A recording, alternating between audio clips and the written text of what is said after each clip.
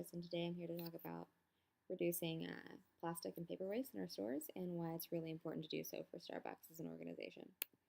So, why are we going to reduce plastic and paper waste?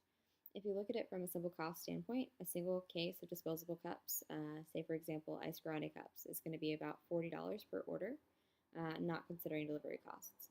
So, if we're looking at 4 orders per week on average for a store, and you're not just buying that one case of grinding cups per order, maybe you're buying 2 or 3 cases of cups because of the volume that you're doing.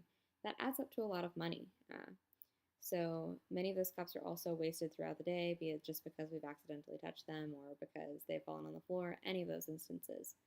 And if we're able to eliminate this, then reducing this cost means that we can literally save so much more money and contribute a lot more to the bottom line.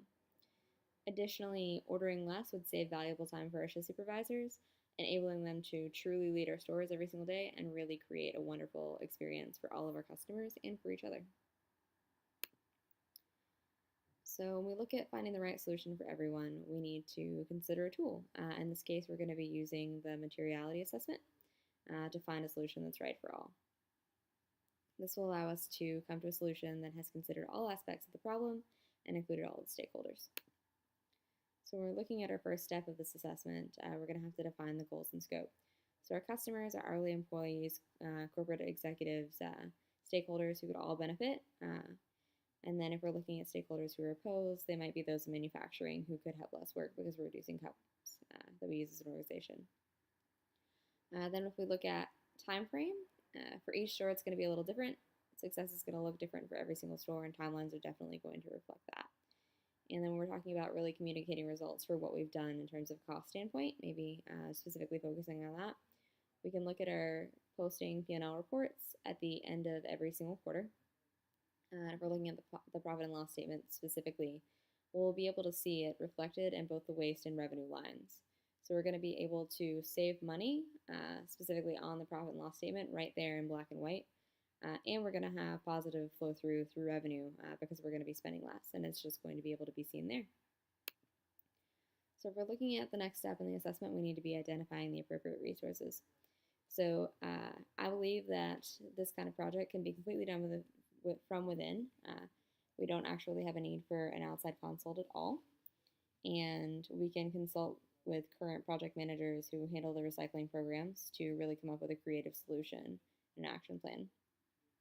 In the meantime, a commitment from every store manager can be made to ensure that waste is limited. So we need to be checking to see what progressive steps our leaders have already taken. And additionally, we're just going to be able to eliminate the process for having to search for an outside consult because we can do it all of ourselves. So the next step in the assessment is to really look at potential material issues. So we should establish what partners who are successful in this area are already doing. So are our store managers already insisting that their baristas use for here cups for every single drink for their partners? Or are we already suggesting it to customers in a creative way? Are they already aware? So it would be really great to make a digital survey so that all the operational leaders in the retail stores can really let us know what they're already doing so that we can come up with a perfect solution. Let's see. And then it's really just all about avoiding rework in this area. So if we're talking about identifying and engaging priority stakeholders, we need to ensure that all stakeholders have a voice, but certainly some deserve more priority than others. Customers are the reason for our business, and then manufacturing partners, for example, could need a job reassignment because maybe they'll have less work to do, and they may need that reinsurance. But the work needs to be easy for all retail partners to integrate as well. So that's another internal stakeholder that it would be important to consult. So when we're talking about rank and identity, external stakeholders are going to be carrying the most weight in this scenario because customers really do dictate our actions. We need to prioritize them. Let's see. And a solution must first really meet the needs of the external stakeholders as they are the ones that the company relies on for continued success. Internal stakeholders, such as us, the partners, we kind of fall in line a second. So the needs of the internal stakeholders should not fully dictate what we do, though it's still very important. So we're looking at making the best decision. Decisions are going to be a little bit social, a little bit cognitive, and definitely going to be based on stakeholder goals.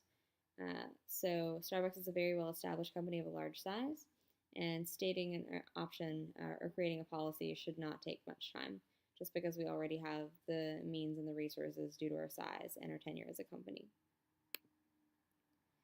If we're looking at potential challenges and advantages to a solution for reducing plastic and paper in stores, we should definitely talk about Starbucks as a hierarchical company, meaning that our roles and jobs and functions and procedures are very clearly defined.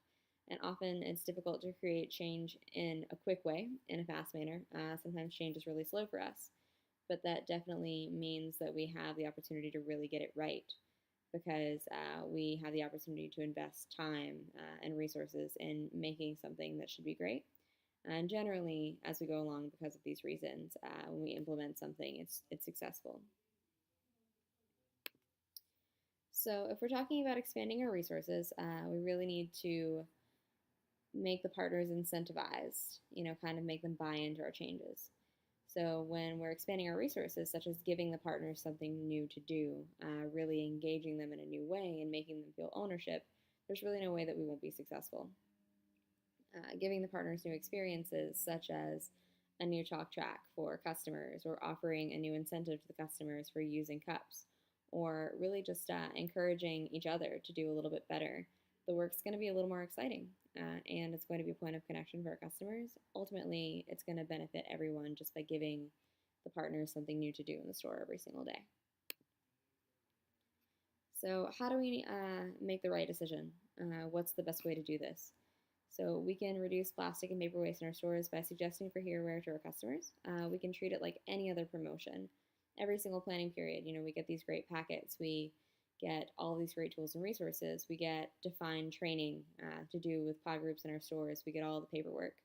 And I fully believe that we could roll such a decision out the same way, keep it just as organized.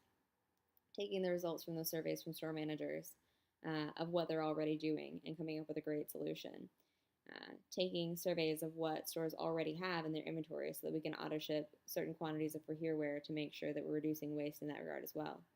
We have the option to maybe give away some free reusable cups to customers because customers really love that kind of thing. It really gets them to buy in. And then we have the opportunity just from a brand standpoint to do great things with signage and with training to ensure that everyone really is able to have an understanding of what we're trying to do and get it right.